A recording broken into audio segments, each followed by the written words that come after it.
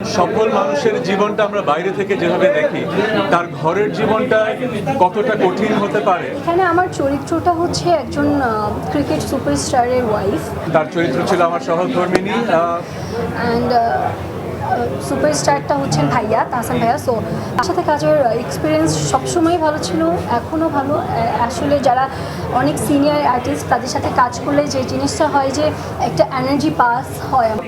কেমিস্ট্রিটা খুবই কমপ্লেক্স, অনেকগুলো লেয়ার আছে। আর যেটা হয় যে একজন সফল মানুষের জীবনটা আমরা বাইরে থেকে যেভাবে দেখি, তার ঘরের জীবনটা কতটা কঠিন হতে পারে এবং বাহ্যিক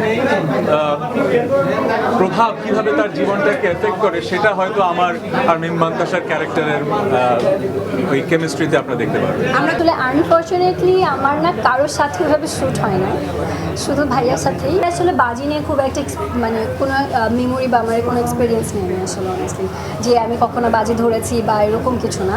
বাট হ্যাঁ, এই কাজটা করতে যে আমার মনে হয়েছে যে এটা একটা চ্যালেঞ্জ। সো এটা একটা বাজি হতে পারে যে নিজের সাথে নিজের ক্যারেক্টারে প্লে করা।